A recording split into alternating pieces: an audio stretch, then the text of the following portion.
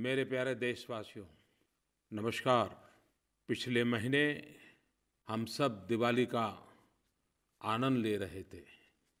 हर वर्ष की तरह इस बार दिवाली के मौके पर मैं फिर एक बार जवानों के साथ दिवाली मनाने के लिए चीन की सीमा पर, सरहद पर गया था।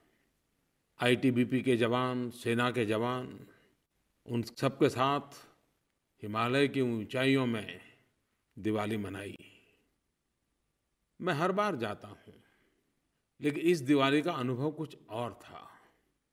देश के 125 करोड़ देशवासियों ने जिस अनूठे अंदाज में यह दिवाली सेना के जवानों को समर्पित की, सुरक्षा बलों को समर्पित की, इसका असर वहाँ हर जवानों के चेहरे पर अभिव्यक्त होता था। वो भावनाओं से भरे-भरे दिखते थे। और इतना ही नहीं, देशवासियों ने जो शुभकामनाएं संदेश भेजे, अपनी खुशियों में देश के सुरक्षा बलों को शामिल किया, एक अद्भुत रिस्पांस था। और लोगों ने सिर्फ संदेश भेजा ऐसा नहीं, मन से जुड़ गए थे। किसी ने कविता लिखी, किसी ने चित्र बनाए, किसी ने कार्टून बनाए, किसी ने वीडियो बनाए। यानी न जाने हर घर सेनानियों की जैसे चौकी बन गया था। और जब ये चिट्ठियाँ मैं देखता था तो मुझे भी बड़ा आश्चर्य हो रहा था कि कितनी कल्पकता है, कितनी भावनाएं भरी हैं। और उसी में से माय गॉव को विचार आया कि कुछ चुनिंदा चीज़ें निकाल करके उसकी एक कॉफ़ी टेबल बुक बनाई जाए। काम चल रहा है। आप सबके योगदान से, देश के सेना के जवानों की भावनाओं को, आप सबकी कल्पकता से देश के सुरक्षा बलों के प्रति आपका जो भाव विश्व है, वह इस ग्रंथ में संकलित होगा। सेना के एक जवान ने मुझे लिखा, प्रधानमंत्री जी, हम सैनिकों के लिए होली, दिवाली, हर त्योहार सरहद पर ही होता है।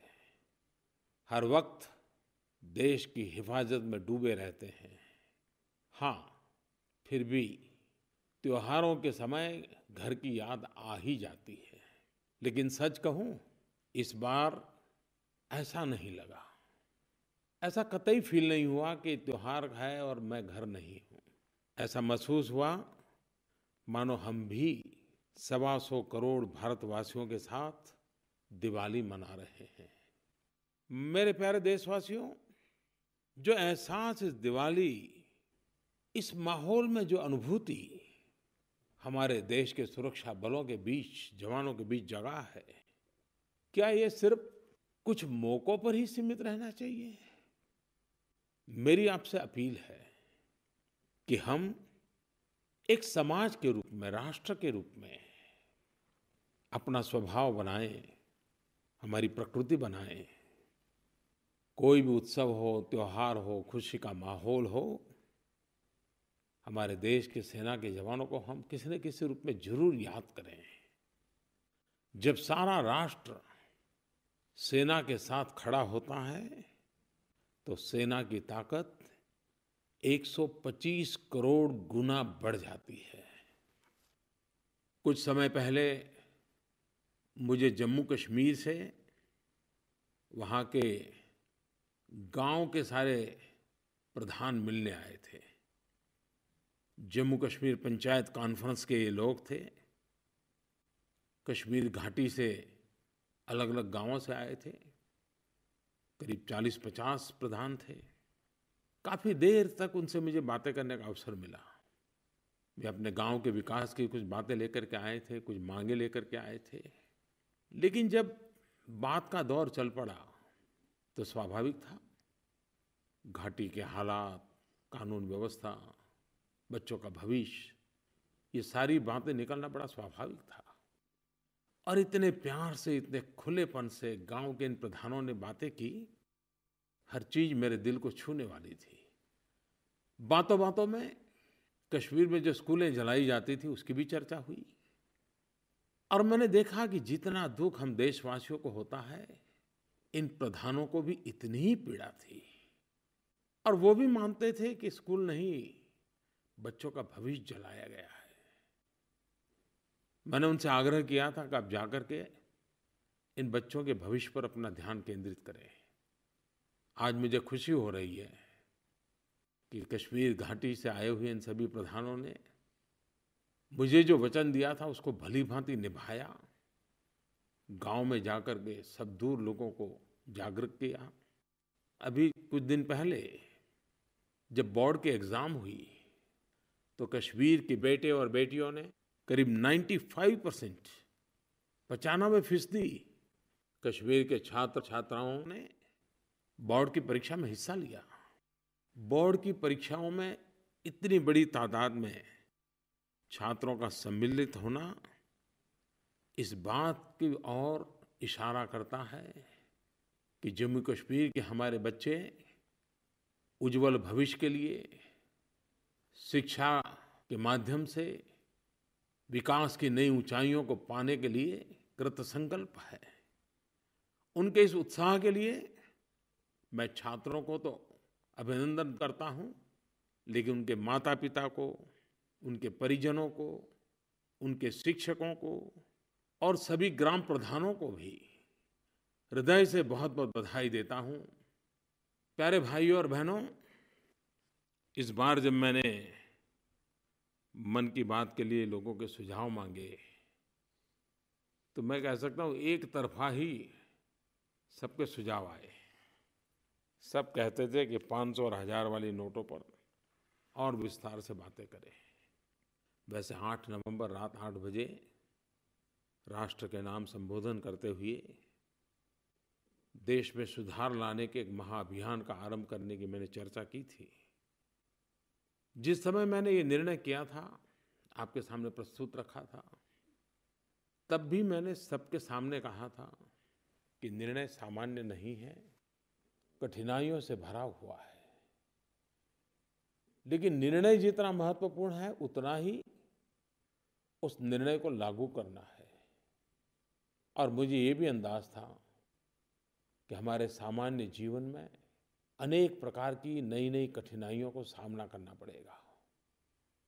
और तब भी मैंने कहा था कि निर्णय इतना बड़ा है, इसके प्रभाव में से बाहर निकलने में 50 दिन तो लग ही जाएंगे और तब जाकर के नॉर्मल अवस्था की ओर हम कदम बढ़ा पाएंगे।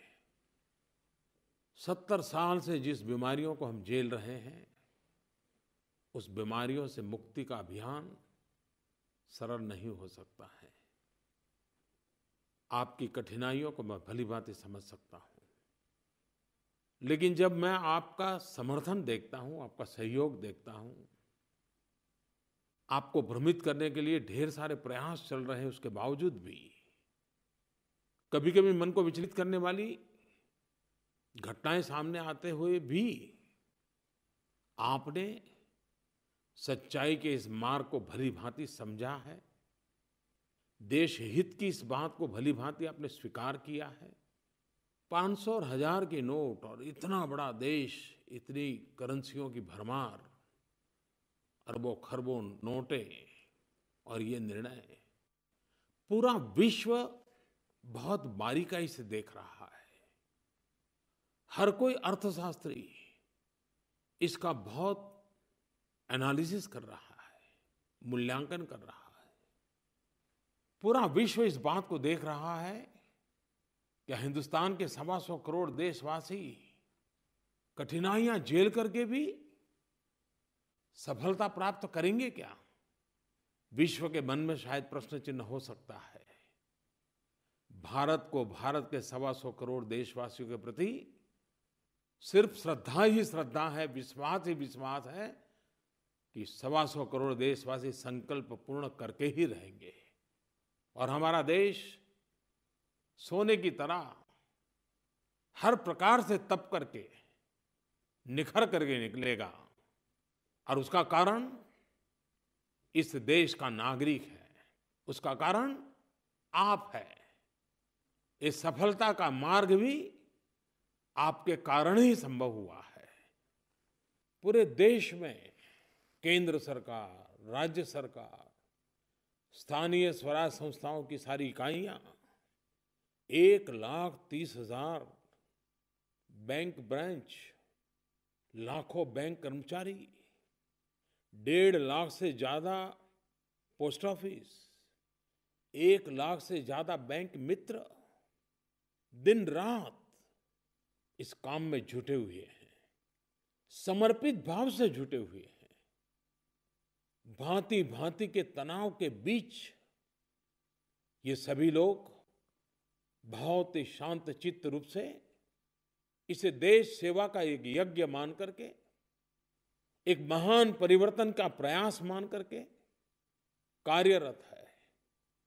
सुबह शुरू करते हैं, रात कब पूरा होगा पता तक नहीं रहता है, लेकिन सब कर रहे हैं। और उसी का कारण है कि भारत इसमें सफल होगा, ये स्पष्ट दिखाई दे रहा है। और मैंने देखा है कि इतनी कठिनाई के बीच बैंक के, पोस्ट ऑफिस के सभी लोग काम कर रहे हैं। और जब मानवता के मुद्दे की बात आ जाए तो वो 2 कदम आगे दिखाई देते हैं। किसी ने मुझे कहा कि खंडवा में एक बुजुर्ग इंसान को एक्सीडेंट हो गया, अचानक पैसों की जरूरत पड़ गई। वहाँ स्थानीय बैंक के कर्मचारी के ध्यान में आया और मुझे ये जानकर के खुशी हुई कि खुद जाकर के उनके घर उस बुजुर्ग को उन्होंने पैसे पहुंचाए ताकि इलाज में मदद हो जाए। ऐसे तो अनगिनत किस्से हर दिन टीवी में, मीडिया में, अखबारों में, बातचीत में सामने आते हैं। इस महायज्ञ के अंदर परिश्रम करने वाले, पुरुषार्थ करने वाले इन सभी साथियों का भी मैं हृदय से धन्यवाद करता हूँ।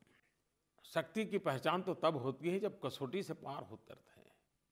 मुझे बराबर याद है जब प्रधानमंत्री के द्वारा जनधन योजना का अभियान चल रहा था और बैंक के कर्मचारियों ने जिस प्रकार से उसको अपने कंधे पर उठाया था और जो काम 70 साल में नहीं हुआ था उन्होंने करके दिखाया था, उनके सामर्थ्य का परिचय हुआ। आज फिर एक बार उस चुनौती को उन्होंने लिया है और मुझे विश्वास है कि 125 करोड़ देशवासियों का संकल्प, सबका सामूहिक पुरुषार्थ इस राष्ट्र को एक नई ताकत बना करके प्रशस्त करेगा। लेकिन बुराइयां इतनी फैली हुई है कि आज भी कुछ लोगों की बुराइयों की आदत जाती नहीं है। अभी भी कुछ लोगों को लगता है कि ये भ्रष्टाचार के पैसे, ये काले धन, ये बेहिसाबी पैसे, ये बेनामी पैसे, कोई न कोई रास्ता खोज करके व्यवस्था में फिर से ला दूं। वो अपने पैसे बचाने के फिराक में गैर कानूनी रास्ते ढूंढ रहे हैं। दुख की बात यह है कि इसमें भी उन्होंने गरीबों का उपयोग करने का रास्ता चुनने का पसंद किया है। गरीबों को भ्रमित कर, लालच या प्रलोभन की बातें करके, उनके खातों में पैसे डाल करके या उनसे कोई काम करवा करके पैसे बचाने की कुछ लोग कोशिश कर रहे हैं। मैं ऐसे लोगों से आज कहना चाहता हूं, सुधरना न सुधरना आपकी मर्जी, कानून का पालन करना न करना आपकी मर्जी, वो कानून देखेगा क्या करना। लेकिन मेहरबानी करके आप गरीबों की जिंदगी के साथ मत खेलिए। आप ऐसा कुछ न करें कि रिकॉर्ड पर गरीब का नाम आ जाए और बाद में जब जांच हो तब मेरा प्यारा गरीब आपके पाप के कारण मुसीबत में फंस जाए। और बेनामी संपत्ति का इतना कठोर कानून बना है जो इसमें लागू हो रहा है, कितनी कठिनाई आएगी। और सरकार नहीं चाहती है कि हमारे देशवासियों को कोई कठिनाई आए। मध्य प्रदेश के कोई श्रीमान आशीष ने इस 500 और 1000 का माध्यम से भ्रष्टाचार और काले धन के खिलाफ जो लड़ाई छेड़ी गई है, उन्होंने मुझे टेलीफोन किया है, उसे सराहा है। सर नमस्ते, मेरा नाम आशीष पारे है।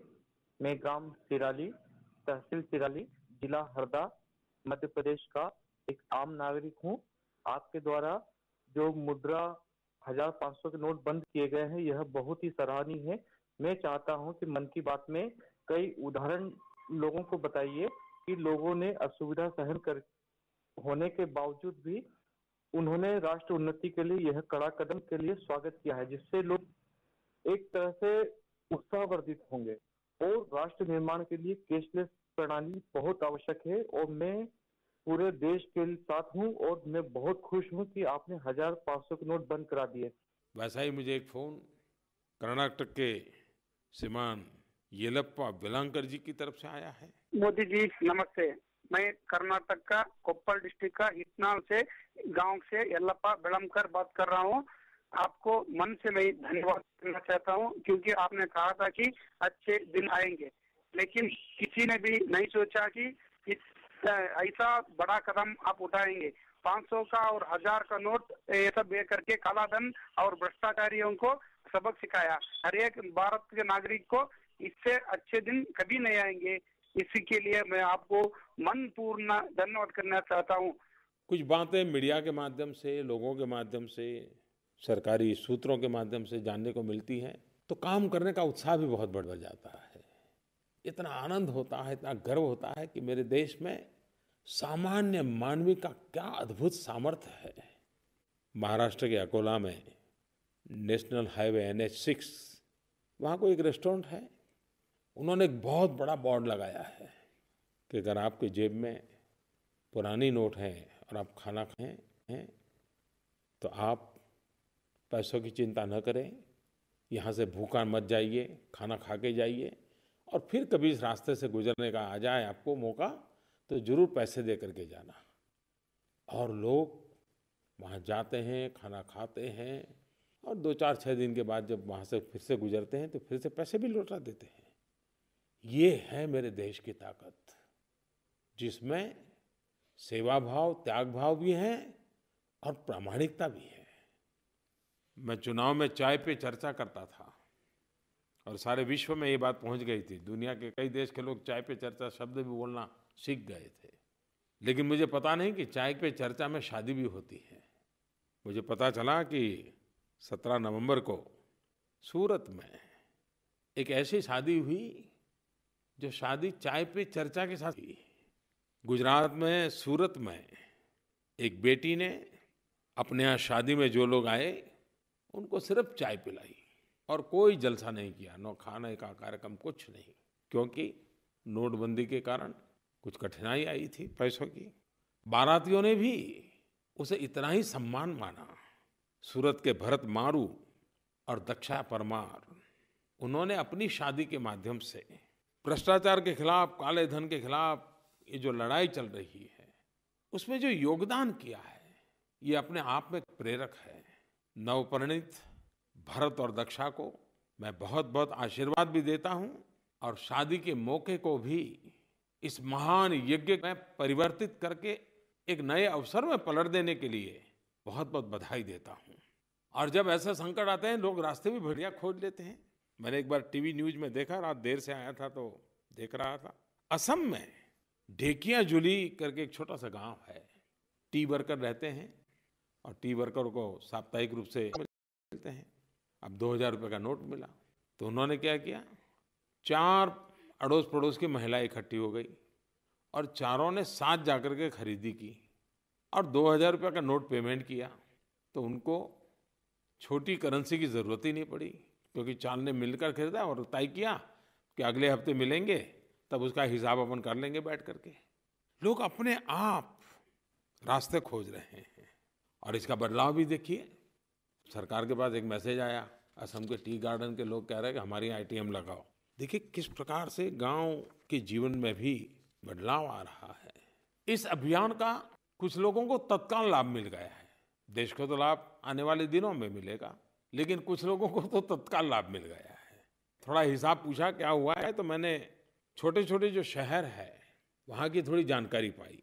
करीब 40-50 शहरों की जानकारी जो मुझे मिली कि इस नोट बंद करने के कारण उनके जितने पुराने पैसे बाकी थे, लोग पैसे नहीं देते थे टैक्स के, पानी का टैक्स नहीं, बिजली का नहीं, पैसे देते ही नहीं थे। और आप भली भांति जानते हैं गरीब लोग 2 दिन पहले जाकर के पाई पाई चुकता करने की आदत रखते हैं। ये जो बड़े लोग होते हैं ना, जिनकी पहुंच होती है, जिनको पता है कि कभी भी उनको कोई पूछने वाला नहीं है, वही पैसे नहीं देते हैं और इसके लिए काफ़ी बकाया रहता है। हर म्यूनसिपालिटी को टैक्स का मुश्किल से 50% आता है। लेकिन इस बार 8 तारीख के इस निर्णय के कारण सब लोग अपनी पुरानी नोटें जमा कराने के लिए दौड़ गए। 47 शहरी इकाइयों में पिछले साल इस समय करीब 3 साढ़े 3 हजार करोड़ रुपए का टैक्स आया था। आपको जानकर के आश्चर्य होगा, आनंद भी होगा, इस एक सप्ताह में उनको 13,000 करोड़ रुपए जमा हो गया। कहाँ 3 साढ़े 3 हजार और कहाँ 13,000, और वो भी सामने से आकर के।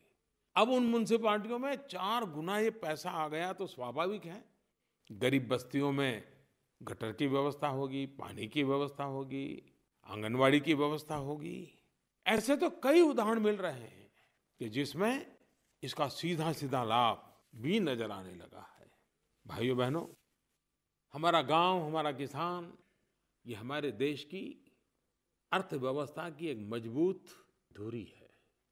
एक तरफ अर्थव्यवस्था के इस नए बदलाव के कारण कठिनाइयों के बीच हर कोई नागरिक अपने आप को एडजस्ट कर रहा है, लेकिन मैं मेरे देश के किसानों का आज विशेष रूप से अभिनंदन करना चाहता हूँ।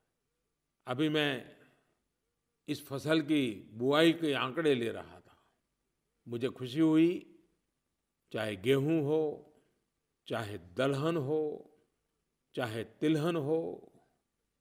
नवंबर की 20 तारीख तक का मेरे पास हिसाब था, पिछले वर्ष की तुलना में काफी मात्रा में बुआई बढ़ी है। कठिनाइयों के बीच भी किसान ने रास्ते खोजे हैं।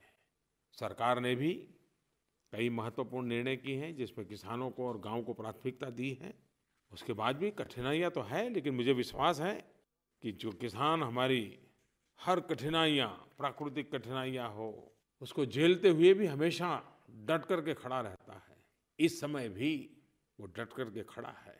हमारे देश के छोटे व्यापारी, वे रोजगार भी देते हैं, आर्थिक गतिविधि भी बढ़ाते हैं। पिछले बजट में हमने एक महत्वपूर्ण निर्णय किया था, बड़े बड़े मॉल की तरह गांव के छोटे छोटे दुकानदार भी अब 24 घंटा अपना व्यापार कर सकते हैं, कोई कानून उनको रोकेगा नहीं। क्योंकि मेरा मत था, बड़े बड़े मॉल को 24 घंटे मिलते हैं तो गांव के गरीब दुकानदार को क्यों नहीं मिलना चाहिए।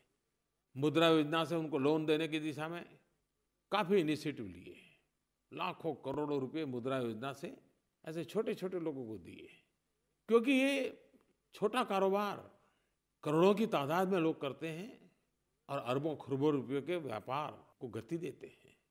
लेकिन इस निर्णय के कारण उनको भी कठिनाई होना स्वाभाविक था। लेकिन मैंने देखा है कि अब तो हमारे इन छोटे छोटे व्यापारी भी टेक्नोलॉजी के माध्यम से, मोबाइल ऐप के माध्यम से, मोबाइल बैंक के माध्यम से, क्रेडिट कार्ड के माध्यम से अपने अपने तरीके से ग्राहकों की सेवा कर रहे हैं, विश्वास के आधार पर भी कर रहे हैं। और मैं अपने छोटे व्यापारी भाइयों बहनों से कहना चाहता हूं कि मौका है, आप भी डिजिटल दुनिया में प्रवेश कर लीजिए। आप भी अपने मोबाइल फोन पर बैंकों की ऐप डाउनलोड कर दीजिए।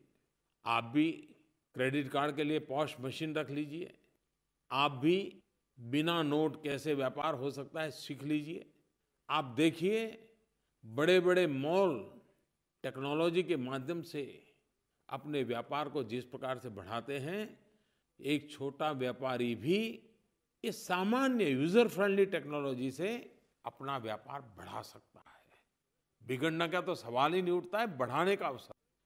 मैं आपको निमंत्रण देता हूं कि कैशलेस सोसाइटी बनाने में आप बहुत बड़ा योगदान दे सकते हैं। आप अपने व्यापार को बढ़ाने में मोबाइल फोन पर पूरा बैंकिंग व्यवस्था खड़ी कर सकते हैं।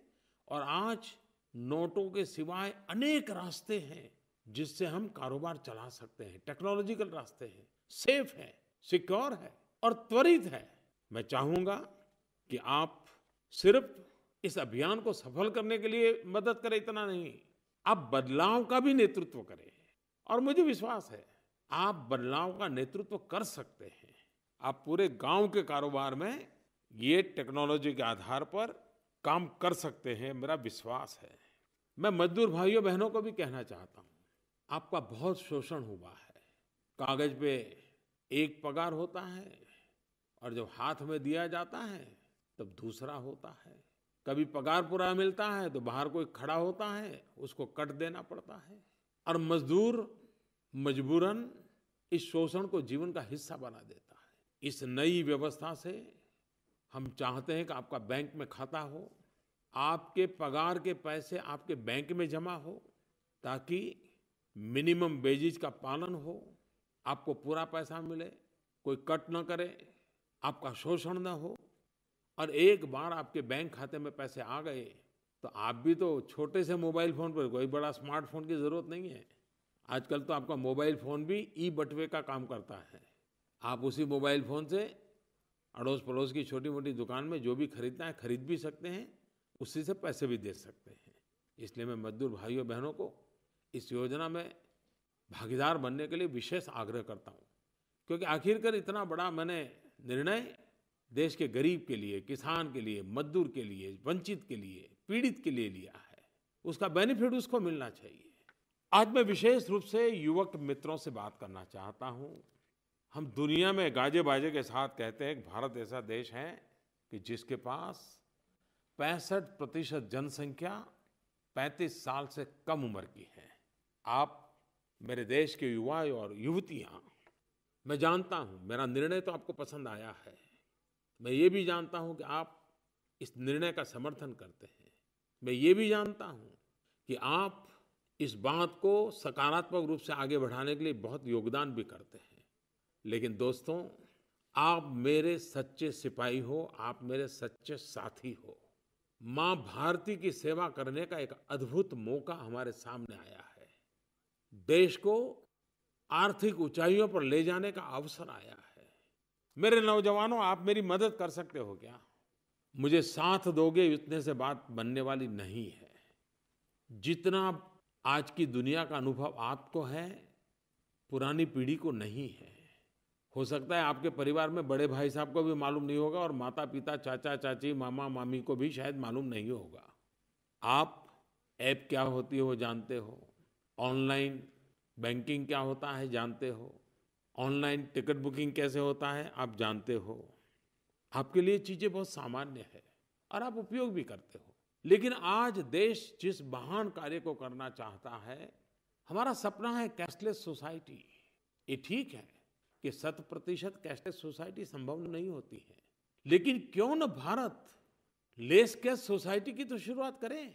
एक बार अगर आज हम लेस कैश सोसाइटी की शुरुआत करें थे तो कैशलेस सोसाइटी का मंजिल दूर नहीं होगी। और मुझे इसमें आपकी फिजिकल मदद चाहिए, खुद का समय चाहिए, खुद का संकल्प चाहिए। और आप मुझे कभी निराश नहीं, मुझे विश्वास है, क्योंकि हम सब हिंदुस्तान के गरीब की जिंदगी बदलने की इच्छा रखने वाले लोग हैं। आप जानते हैं, कैशलेस सोसाइटी के लिए, डिजिटल बैंकिंग के लिए या मोबाइल बैंकिंग के लिए आज कितने सारे अवसर हैं। हर बैंक ऑनलाइन सुविधा देता है। हिंदुस्तान की हर एक बैंक की अपनी मोबाइल ऐप है। हर बैंक का अपना वॉलेट है। वॉलेट का सीधा सीधा मतलब है ई बटुआ। कई तरह के कार्ड उपलब्ध हैं। जनधन योजना के तहत भारत के करोड़ों करोड़ गरीब परिवारों के पास रुपे कार्ड है। और 8 तारीख के बाद तो जो रुपे कार्ड का बहुत कम उपयोग होता था, गरीबों ने रुपे कार्ड का उपयोग करना शुरू किया और करीब करीब 300% उसमें वृद्धि हुई है। जैसे मोबाइल फोन में प्रीपेड कार्ड आता है, वैसा बैंकों में भी पैसा खर्च करने के लिए प्रीपेड कार्ड मिलता है। एक बढ़िया प्लेटफॉर्म है कारोबार करने के लिए यूपीआई, जिससे आप खरीदी भी कर सकते हैं, पैसे भी भेज सकते हैं, पैसे ले भी सकते हैं। और ये काम इतना सिंपल है जितना कि आप व्हाट्सएप भेजते हैं। कुछ भी न पढ़ा लिखा व्यक्ति होगा, उसको भी आज व्हाट्सएप कैसे भेजना आता है, फॉरवर्ड कैसे करना आता है। इतना ही नहीं, टेक्नोलॉजी इतनी सरल होती जा रही है कि इस काम के लिए कोई बड़े स्मार्टफोन की भी आवश्यकता नहीं है। साधारण जो फीचर फोन होता है उससे भी कैश ट्रांसफर हो सकती है। धोबी हो, सब्जी बेचने वाला हो, दूध बेचने वाला हो, अखबार बेचने वाला हो, चाय बेचने वाला हो, चने बेचने वाला हो, हर कोई इसका आराम से उपयोग कर सकता है। और मैंने भी इस व्यवस्था को और अधिक सरल बनाने के लिए और जोर दिया है। सभी बैंक इस पर लगी हुई है, कर रही हैं। और अब तो हमने ये ऑनलाइन सरचार्ज का भी खर्चा आता था, वो भी कैंसिल कर दिया। और भी इस प्रकार के कार्ड वगैरह का जो खर्चा आता है उसे आपने देखा होगा पिछले 2-4 दिन में अखबारों में, सारे खर्चे खत्म कर दिए ताकि कैशलेस सोसाइटी की मूवमेंट को बल मिले। मेरे नौजवान दोस्तों, ये सब होने के बाद भी एक पूरी पीढ़ी ऐसी है कि जो इससे अपरिचित है, और आप सभी लोग, मैं भली भांति जानता हूं, इस महान कार्य में सक्रिय है। व्हाट्सएप पर जिस प्रकार के क्रिएटिव मैसेज आप देते हैं, स्लोगन, कविताएं, किस्से, कार्टून, नई नई कल्पना, हंसी मजाक, सब कुछ मैं देख रहा हूं। और चुनौतियों के बीच ये हमारी युवा पीढ़ी की जो सर्जन शक्ति है, तो ऐसा लग रहा है जैसे ये भारत भूमि की विशेषता है कि किस जमाना में युद्ध के मैदान में गीता का जन्म हुआ था, वैसे ही आज इतने बड़े बदलाव के काल से हम गुजर रहे हैं, तब आपके अंदर भी मौलिक क्रिएटिविटी प्रकट हो रही है। लेकिन मेरे प्यारे नौजवान मित्रों, मैं फिर एक बार कहता हूं, मुझे इस काम में आपकी मदद चाहिए। जी जी जी, मैं दोबारा कहता हूं, मुझे आपकी मदद चाहिए। और आप मुझे विश्वास है, मेरे देश के करोड़ों नौजवान इस काम को करेंगे।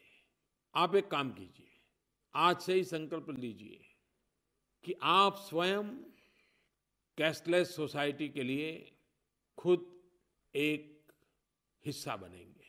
आपके मोबाइल फोन पर ऑनलाइन खर्च करने की जितनी टेक्नोलॉजी हो, सब मौजूद होगी। इतना ही नहीं, हर दिन आधा घंटा, घंटा, 2 घंटा निकाल करके कम से कम 10 परिवारों को आप ये टेक्नोलॉजी क्या है, टेक्नोलॉजी का कैसे उपयोग करते हैं, कैसे अपनी बैंकों की ऐप डाउनलोड करते हैं, अपने खाते में जो पैसे पड़े हैं वो पैसे कैसे खर्च किए जा सकते हैं, कैसे दुकानदार को दिए जा सकते हैं, दुकानदार को भी सिखाइए कि कैसे व्यापार किया जा सकता है। आप स्वेच्छा से इस कैशलेस सोसाइटी, इन नोटों के चक्कर से बाहर लाने का महाअभियान, देश को भ्रष्टाचार मुक्त करने का अभियान, काला धन से मुक्ति दिलाने का अभियान, लोगों को कठिनाइयों, समस्याओं से मुक्त करने का अभियान, इसका नेतृत्व करना है आपको। एक बार लोगों को रुपये कार्ड का उपयोग कैसे हो, ये आप सिखा देंगे तो गरीब आपको आशीर्वाद देगा। सामान्य नागरिक को ये व्यवस्थाएं सिखा दोगे तो उसको तो शायद सारी चिंताओं से मुक्ति मिल जाएगी। और ये काम अगर हिंदुस्तान के सारे नौजवान लग जाएं, मैं नहीं मानता हूं ज्यादा समय लगेगा। 1 महीने के भीतर भीतर हम विश्व के अंदर एक नए आधुनिक हिंदुस्तान के रूप में खड़े हो सकते हैं। और ये काम आप अपने मोबाइल फोन के जरिए कर सकते हो। रोज 10 घरों में जाकर के कर सकते हो, रोज 10 घरों को इसमें जोड़ करके कर सकते हो। मैं आपको निमंत्रण देता हूं, आइए। सिर्फ समर्थन नहीं, हम इस परिवर्तन के सेनानी बने और परिवर्तन लेके ही रहेंगे। देश को भ्रष्टाचार और काले धन से मुक्त करने की लड़ाई को हम आगे बढ़ाएंगे। और दुनिया में बहुत देश हैं जहां के नौजवानों ने उस राष्ट्र के जीवन को बदल दिया है। और ये बात माननी पड़ेगी, जो बदलाव लाता है वो नौजवान लाता है, क्रांति करता है वो युवा करता है।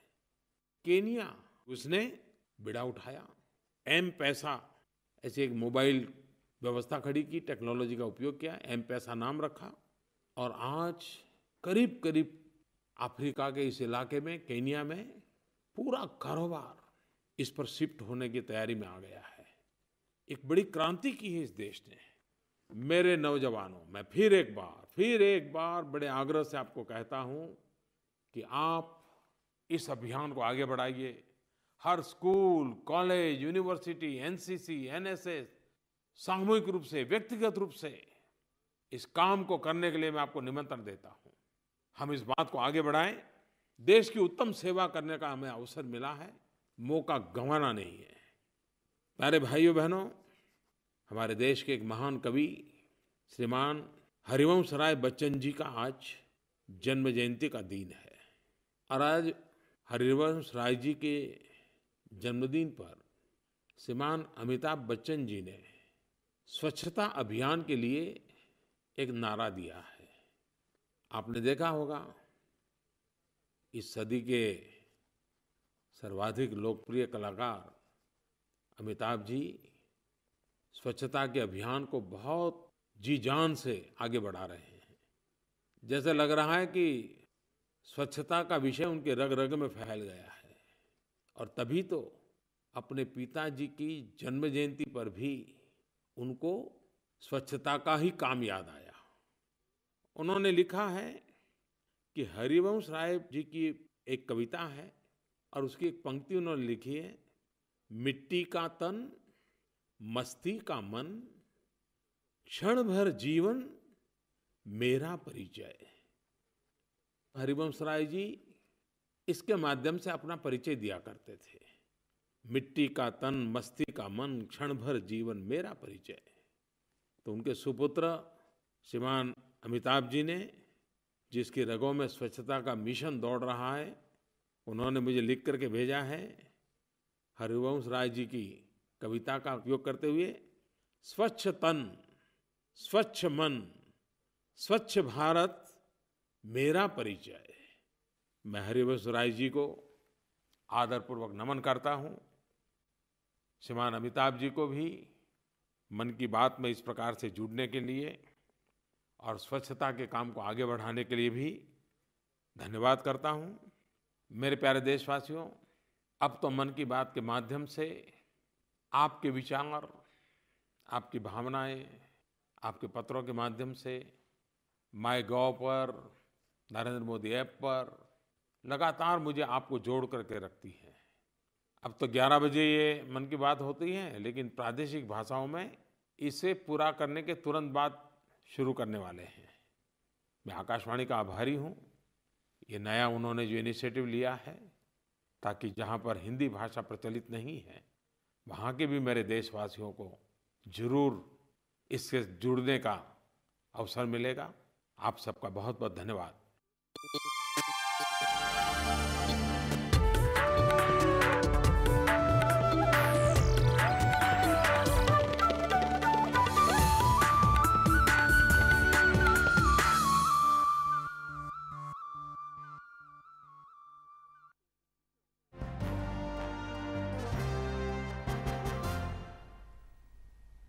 नमस्कार, हमारे इस विशेष प्रसारण में आप सभी का स्वागत है। मैं हूं रमा त्यागी। आप अभी देख रहे थे प्रधानमंत्री के मन की बात का 26वां संस्करण, जिसकी शुरुआत उन्होंने जवानों से की, किसानों की बात की। इसके अलावा